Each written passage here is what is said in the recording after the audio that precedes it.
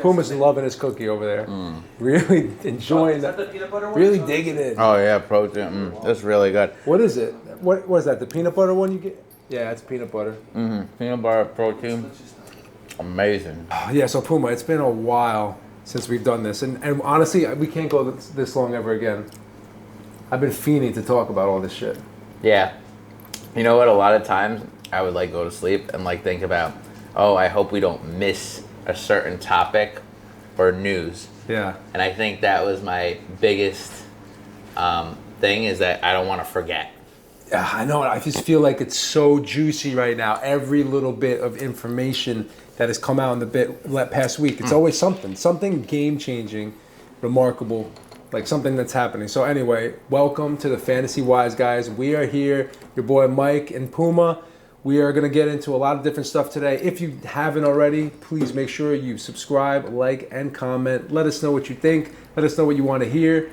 Again, we got a lot of topics today. Yeah, we do. A lot of things That to cookie discuss. was really good, by Was the way. it? Yeah, it's awesome right now. That's how you open up a show. You eat a cookie. Honestly, but like this is what it's about being real, about expressing our opinions. Puma couldn't stop talking to me even right when he walked in. He started rattling a bunch of information off already. He wanted to argue. He wanted to look for something because every topic is debatable now. Yes, especially with the league being year-round, and we've had these free agents finally find a home, except one we'll get to. But it's exciting, it's new, and dude, you got to keep a tracker just to see where all these guys are heading, because it's new faces, new places, and we're 20-ish days away from the draft. Yeah. So keep your radar on.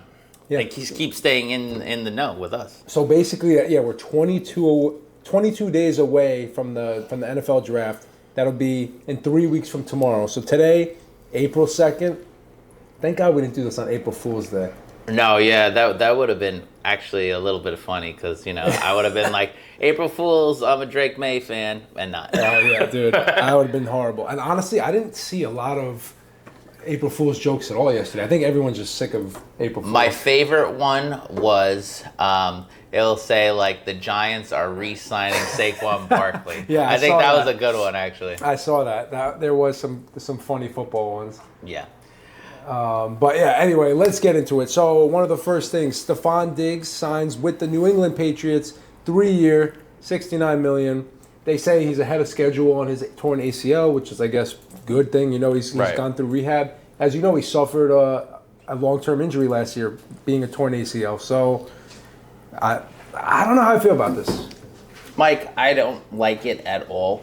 I feel like they could have gotten other options, but sometimes you got to get a little dirty. Yeah. Sometimes you just got to get a volume monster. I know he's coming off the ACL. He was hurt, but again, he's training well. He's has good rapport with his physicians, and literally he's ready to go. The only issue is, can you really count on Stefon Diggs being your number one wide receiver? Time will tell. I truly believe he'll be the 1B, and they're going to go draft somebody, whether it be a T-Mac in the draft or a Matthew Golden, which I think could be a great pick. As well as I do, especially for fantasy. As well as I do, the Patriots love to trade down, especially in the draft. So, if they're sitting there at number 4 and they're not liking the options that fell to them, definitely trade down, accumulate some picks, and get that other wide receiver help for Drake May. Yeah, no, and I think you're absolutely right when you said that they basically scraped the bottom of the barrel of free agency to bring on Diggs. There were so many other people. I would have even picked up Amari Cooper over him, but obviously these NFL GMs and scouts, they're seeing things that we're not seeing. Maybe they saw the opportunity. Maybe they just saw that he's had a really good career thus far. And he was with your boy Josh Allen for a long time, was the alpha over there. Yes. So could he be again? Would you draft him? Is he draftable? For me, he's draftable because a couple of weeks ago I made the Javonte Williams point. Sometimes you don't have to love the guy or like him. You just need him to get the job done. right? I'm all in the business of winning. You know, there's not a lot of players that I've had on my roster going back that I really loved. Sometimes I just picked them just because they were in the right opportunity and they were getting the right volume. And that's how you have to think sometimes in fantasy. I know everybody wants the studs, Justin Jefferson, Jamar Chase, yada, yada, yada, Malik Neighbors. That's all great. But when those guys are gone, you need to fill your roster at the end of the day. And honestly, it's a good point that you mention it because he is kind of like towards the 7th tier ranked right now. He's ranked wide receiver 54 going into the next year. So it's interesting. We'll see where he goes. Next bit of news we got. What do we have here? Oh, yeah. Did you hear about this Dallas and Cleveland trade talk rumors? I mean, it was kind of silly. They're saying that Dak Prescott might be going to Cleveland in exchange for some picks, right? Yeah, if I'm Dallas, you definitely don't want to do that, especially in a weak draft class as we have in 2025 here. You see teams like the New York Jets, and even the New York Giants we're going to bring up, punting actually because they feel that this class isn't strong enough. Now, whether the Giants do take a quarterback, that remains to be seen. But making all these acquisitions of quarterbacks just tells me that these teams aren't comfortable with the class that's coming out. Yeah, well, in the end, it is a rumor. Yeah, well, you know, so, where there's smoke, there can be fire. Honestly, I think the rumor's got to be put to rest because in terms of the contract, it makes absolutely no sense why they would offload Dak Prescott right now. So, I mean, from what Jerry mind games sometimes. Yeah, you know, who knows what they're doing. But honestly, I could see Cleveland, you know, doing something with their pick. And I don't know if they're interested in the quarterback anymore. Being that, you know, if Cam Ward gets drafted, I don't think they're interested in Shedeur Sanders. That's what I'm hearing. That's the rumors. Next topic. Aaron Rodgers, still no home.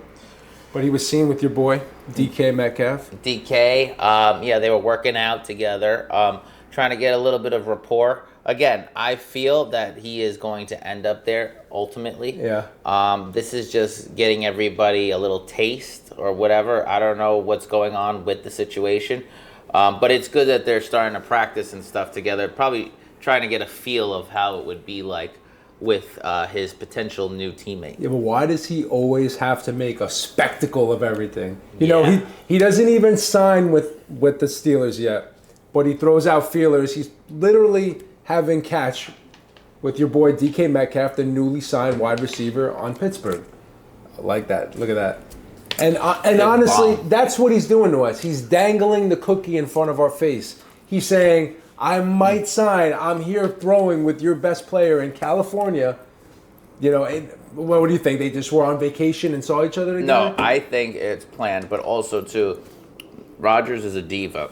Of course. And it's kind of like he just wants himself always in the news. Yeah, he's smart that way. You know, so like anything else, news at all is good news. And he feels that being in the public eye, you guys are constantly talking about him. We're talking about him. Yeah. Right? It makes him relevant. Definitely. And I feel he's been good at that for his whole career. Right. So ultimately, I think at the end of the month, if it does happen, I think he will sign with Pittsburgh. I mean, look, the draft is 3 weeks away. Yeah. Like, he's got to get moving because, again, the Steelers have to know if they should move forward. With quarterback, you know. With quarterback. Yeah, their priorities. And right now, their only guy on the roster is Mason Rudolph. Yeah. So unless you want to go with Rudolph the Red-Nosed Reindeer, you definitely want to sign Rodgers. And he's keeping a lot of the fantasy community in limbo right now, but basically because there's a lot of players that are draftable or on dynasty teams already. Pickens, DK Metcalf, Jalen Warren, even Pat Freiermuth, all these guys waiting on him. Relevance is waiting on him. Whether or not we rank him higher or lower than said player, I mean, it's all depending on whether or not Rodgers goes there. Yeah. So for me, I feel like this should be put to bed within a week or two. But who knows? He likes to be in the news. I think it would be foolish of us to think that he's going anywhere else other than Pittsburgh. And if he retires at this point, I mean, good riddance. The biggest news, though, you know, being from New York like us, Giants signed Russell Wilson to 1-year deal, worth up to $21 million. So we kind of had it wrong where we were expecting it to be Jameis, and it was going to be the Malik Neighbors show and Jameis and 750 targets this year, but Russell came. I mean, I know you got a lot of thoughts on this. I feel like Russell is the real version solution, meaning Jameis Winston, by all us fantasy community goers, we would love to see Jameis Winston to Malik Neighbors 87 targets per week. Yeah. But at the end of the day, that is not reality. The Giants do want to see if they could win games. That's why they did sign Russell Wilson. I will say this is probably the strongest quarterback room they've had, since maybe even a la Daniel Jones when he was backing up Eli Manning. Yeah. Because since then it has been a clown show, especially with Daniel Jones and everyone else that they've brought in, Tommy DeVito, what have you. So for me, it just stabilizes the room. But what do you think? I mean, honestly, I think that they're smart to not be looking at a quarterback right now in the draft, and all these moves basically suggest that they have no desire to go there. They don't think that the right quarterback's going to be ready for them in the third pick, is what I'm projecting. I think that they might be looking for other talent, like an Abdul Carter or Travis Hunter, who is the number one projected pick by them right now. So did they need to sign both? I don't know. I guess, listen, it's not my money. So they're making the quarterback room better, like you said. So in terms of fantasy, I think this really secures a guy like Malik Neighbors, because he's going to, even if one guy goes down, the other guy is still going to be there. I halfway agree with you. I agree that they should have signed Winston. The Wilson move, no. And here's why. You're allocating your funds to one position, right? When we can just draft a quarterback at 3. Now, if Shador, obviously presumably Ward is going to go number 1. I personally would trade out of that pick and accumulate more picks. And if I trade down, I'm looking at a Jackson Dart, if not a Jalen Milroe, back of the first round. Yeah. I want to do that because at the end of the day, this team needs more, right? And if my quarterback of the future is not there at 3, Shador or Ward, I'm bouncing out. I mean, that would be good, I guess, as like a GM. But for fantasy, I'd rather have Russell Wilson and Jameis Winston. Well, I don't want Jackson Dart. Well, first of all, you want Winston to be the starter. The way it's stacked up, the chips now, is Wilson will be the starter. He has starter money. Yeah. Therefore, week 7 and beyond, Russell Wilson was terrible with Pittsburgh. When he came in relief for Justin Fields, everything was hunky-dory. He had a nice little 4-week go. Yeah. But at the end of the day, he turned into Denver Russell Wilson. Come on, man. Unlimited. Yeah, no, it was limited. Dude, it was limited. And for me, yes. But if they were a team on the cusp like Pittsburgh, like Minnesota Vikings, and they made that move for Russell Wilson, sure, no problem. L'chaim. But at the end of the day, they're not ready to win like that right now. So for me, you're investing too much, allocating too much of the funds into one room, right? For me, Winston was a great pickup. Now you let him be the starter and you draft your future quarterback coming up. Also, too, you pay less money. Do you want to pay $21 million to a guy 1 year, or do you want to pay him $4 million per year? If it's their money, they can pay whatever they want. All I'm saying is, what if Jameis goes down, right? Now, because Jameis only played a couple games last year. He did get hurt. Played in 12, only started 7. So what if he goes down? If you're a Malik Neighbors owner, do you want to rely on Jackson Dart, who you haven't seen yet, or Mr. Tommy DeVito? No. You want to go with these guys? Well, put a picture of Tommy DeVito and Puma on the screen. There you go. You see that? Do we have to go with your boy Tommy, a.k.a. Danny DeVito? Listen, I don't feel comfortable with that. Tommy Cutlets is good for a good laugh. He can move the ball a little bit, but he's a backup in this league. And so is Winston. But at the end of the day, this team is not ready to win right now. And if you want to make fantasy relevance of what if my aunt had balls, she'd be my uncle. So it doesn't really matter what if. What if I was 6'5"? I would be playing in the NBA. So it didn't matter. So what if could kill you out. At the end of the day, we have to go on what we know. And what we know is that Jameis Winston made Judge Judy, a top 10 fantasy asset towards the fantasy playoffs. So, he can't do that with Mr. Elite Neighbors? Yes, he can, because he would force feed that ball. But Russell Wilson was also force feeding Cortland Sutton 2 years ago. Last year, Pickens, and he had a rough year, but come on, 2 years ago. Come on, 2 years ago I was in another car. 2 years ago. We're talking about now, and what we have is recent news of 2024 of Jerry Judy going off. I don't trust these rookies. We didn't even bring up a rookie. I'm saying to sit behind Winston. He's going to be the next guy. If Winston is not playing the whole season, I don't see it happening. Regardless, I mean, do what you want. I don't know. If Malik Neighbors is draftable, it's going to be dependent on who's his starting quarterback. I mean, regardless, he's going to probably go first, second round, no matter what, right? Yes, I just feel that the future for the Giants right now, it just puts a little bit of a damper because, again, my point is you draft that quarterback. You have him sit for a year. Yes, if Winston did go down, yes, that person has to be thrust in there. Let's say Shador falls at 3 and you have Shador behind Winston. Yeah. Sure, no problem. I mean, I wouldn't want to listen to Winston about his speeches of rah, rah, rah. But you know what? Maybe Shador should sit and watch a Jameis Winston or a Russell Wilson. Yeah, no. Look, I just feel like the Giants just allocated too much of their funds to one position. And, this just tells me that, yeah, they might not be comfortable with this class, but I think Shador falls to 3, they still take him.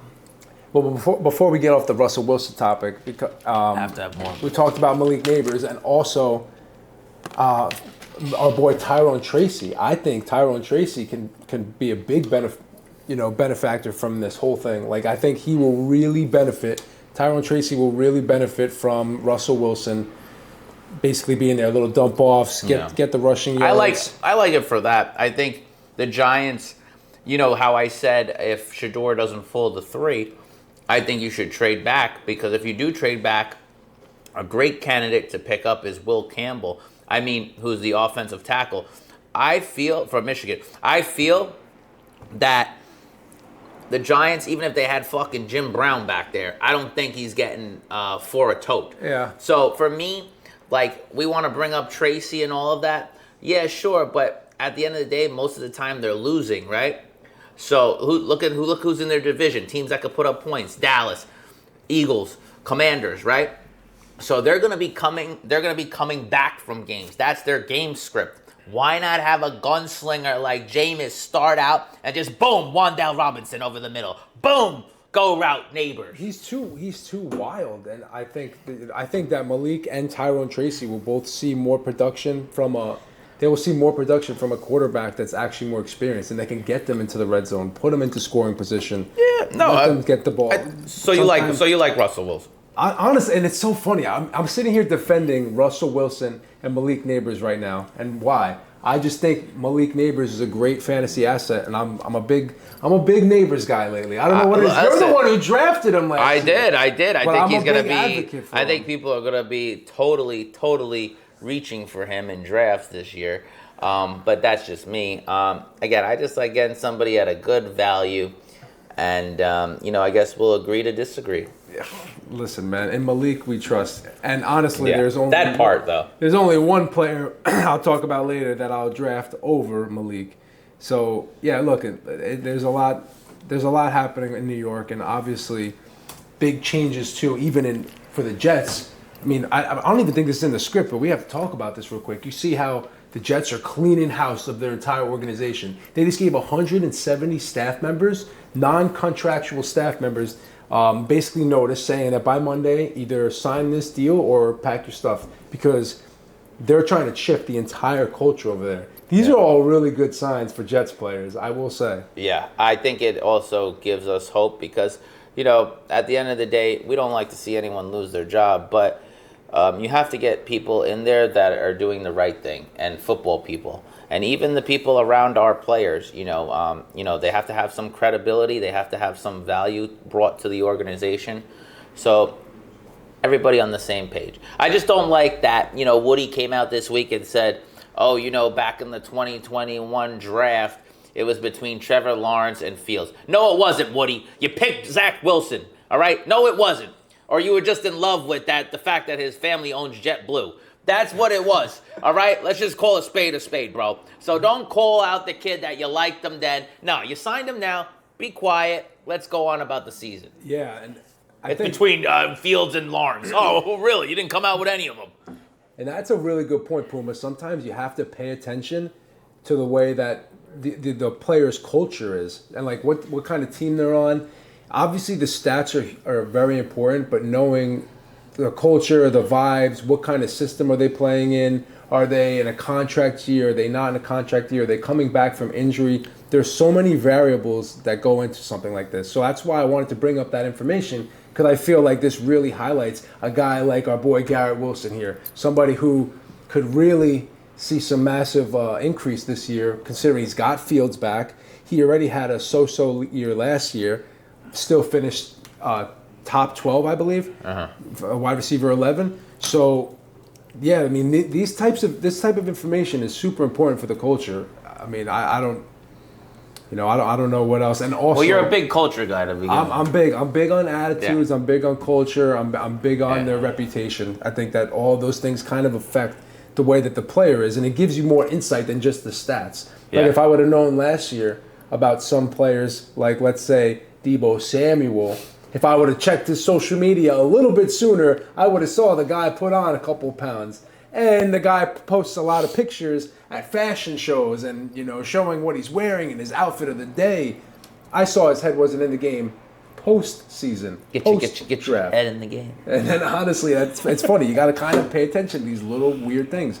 And I'm just a superstitious guy like that, so. Yeah, we're all in this together. Go on. A little High School Musical there. No, that's good. What else do we want to talk about? Oh, yeah. So, Ashton Jeanty. Yeah. Stud. So, yeah, he just had his pro day. You saw him? He looked jacked, bro. Huge. He looked jacked. He's so big that even, like, his torso pops out. And then you look close, he's just all muscle. Yeah. Just shredded. Yeah. Big kid, bulky. Yeah, as the kids like to say. He had a monster year last year.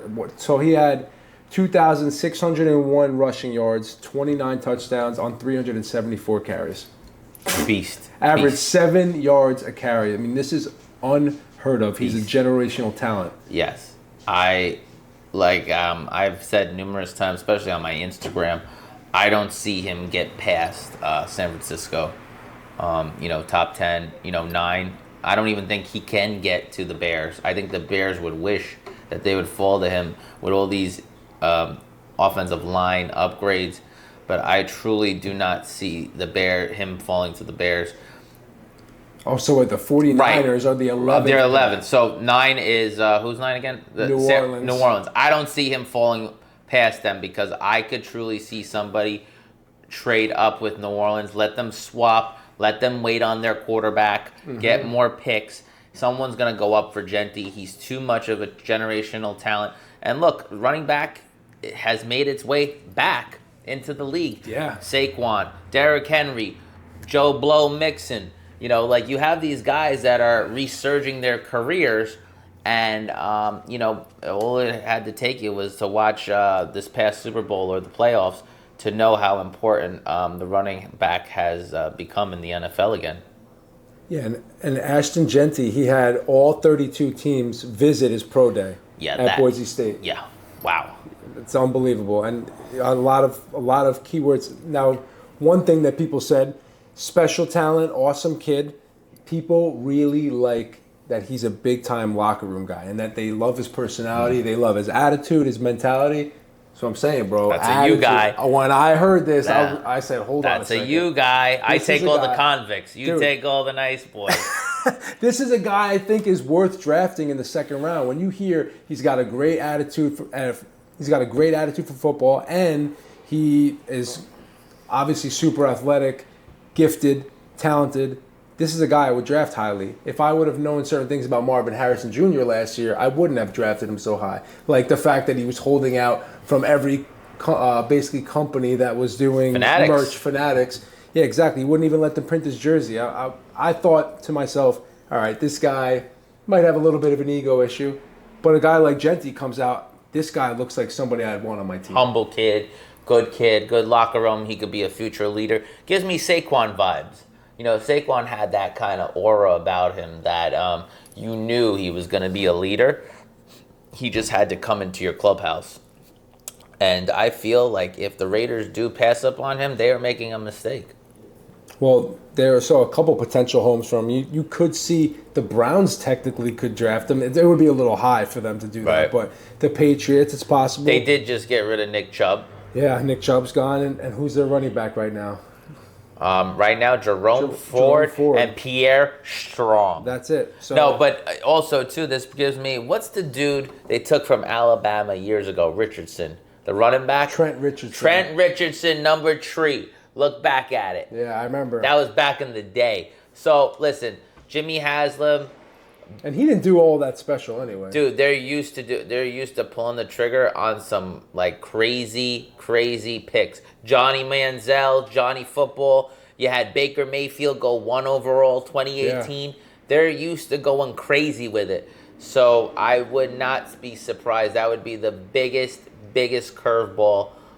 Jeanty at 2. That would be crazy. I mean, ultimately, I see them either between Shador or Travis Hunter. Yeah. But again, you can't count them out of weirdness.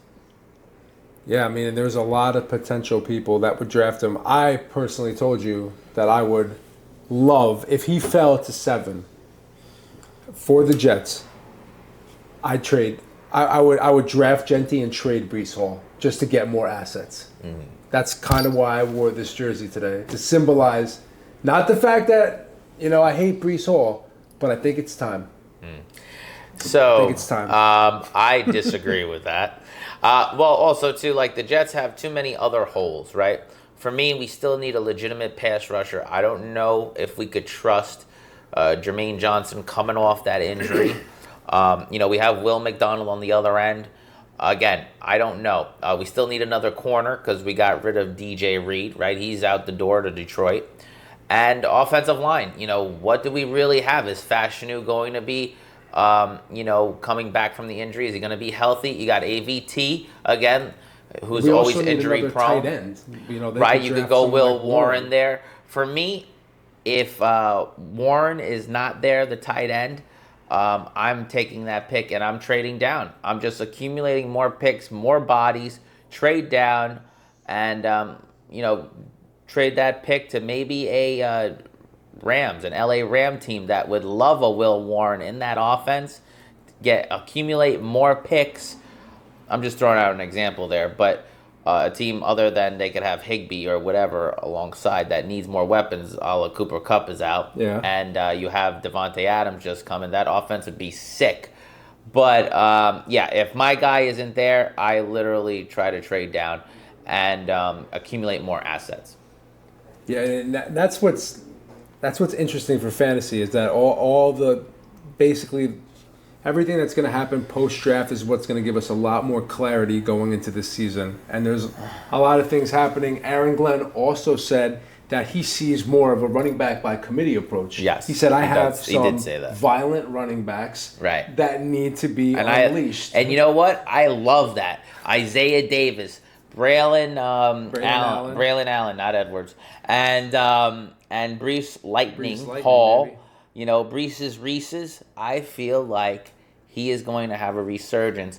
And let's not forget, our offensive line is a little dinged up. So, your Jeanty, wish, I can't see come true just for the reality fact of we do have a running quarterback now. And for fantasy, this would be a terrible landing spot for Jeanty. We have a running quarterback. He has 2 other running backs because you're kind of saying that Braylon Allen and Davis are going to be still on the roster with a shitty offensive line. That's not going to get much play. Yeah, and there's a couple of reasons why I think, though, that about trading Brees, and specifically for the NFL, for the Jets. I think it would be smart because you already have 3 guys on a rookie contract, which is the same. In the same token, you can then take those players and run them all into the ground this year, like Glenn said. Yeah. But for fantasy, I think, it's going to be a rougher year for somebody like Brees Hall because now they're saying more touches for these other guys. Is he going to get as much volume? Is he going to get the same snap percentage?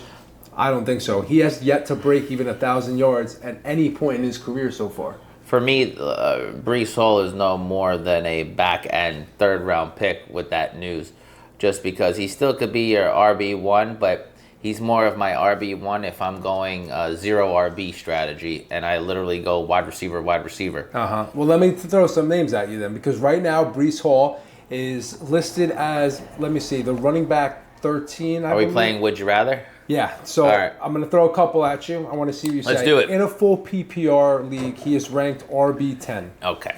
There's a couple notable guys ahead of him and a couple notable guys after him. So let me say a couple. Just tell me, Brees Hall or Christian McCaffrey? Damn, that was a hard one.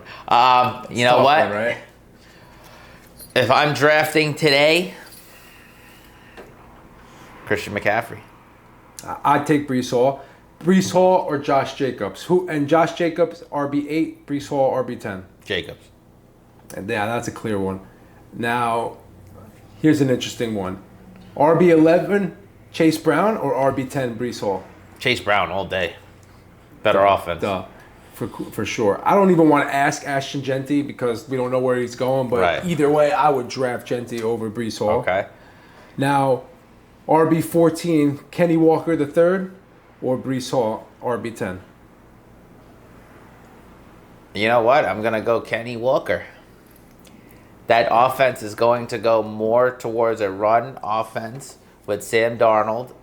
And I truly feel that head coach, being a defensive-minded coach, is going to want to run the ball. I know that Aaron Glenn's a defensive-minded coach as well. But in Seattle, all I have to do is worry about Charbonnet. Yeah. In New York, I got to worry about 2 other guys. And Justin Fields now. We know Sam Darnold don't run like that no more. So it's interesting. You take Kenny Walker. I can't argue with you there because I would too. And he's ranked 4 players behind him right now. Here's another one. Brees Hall or Alvin Kamara? Oh, Alvin Kamara. All day. Super Camario, baby. And that's RB16, so you get my point. But you know who I would take him over? Who? Boring. Oh, boring. Rashad White. Rashad White, I would definitely take him over Rashad White. Rashad White is down. He's an RB3 this year. That's his projection. So you could even get a steal with him potentially. Let's say he has a big comeback here. But yeah. And I also noticed while I'm looking at this, a lot of running backs ranked in the first 6 tiers, being Omarion Hampton and Travion Henderson in the 5th tier. Yeah. And then of course Ashton Jeanty in the 3rd tier. You know I love my Hampton in. I'm sure you're gonna have one of these guys on your fantasy team. No, I will see when the time comes. All of them for some reason. We're gonna be like, how did Puma get all these guys on his team? How's that even possible? But yeah, I think that's something we should do next episode or one of the next episodes. We got to figure it out. Like, let's go over. But let's hit some news, and then let's go over our team from last year, specifically even one of your teams, the one that won the championship, and let's talk about these guys. Let's see where they're going to go next year. What's our thoughts on them? I'm 7-11. I'm open for business. Dude, until the draft, we're really going to start running out of topics, so we got to make sure we're throwing rapid-fire stuff at the audience. Absolutely. What do you think? Totally down for it, brother. All right, so... What do we got next? I mean, I think we'll close it out for now. We'll come up. We have a lot more episodes to film. So let's close it out. I think one of the next episodes we're going to talk about the keep pulling me back in. We'll bring that up. I like that. We'll bring that up later. I'm a very good theatrical person, and I love theater. And if I could be on Broadway, it would be sick. It's never Broadway too late. Joe. It's never too late, Broadway Joe. Because when I get into character, it's over. There's a lot of stuff that we could talk about next episode, so let's close this one out. Absolutely. Be sure to subscribe, like, and comment to the show, The Fantasy Wise, guys. We just started talking about it, too. We know we have to start posting on our Instagram, and we will this week. Follow Fantasy Wise, guys. Yeah, man, again, we're your hosts. Myke, Puma. That's it, brother. Master your game.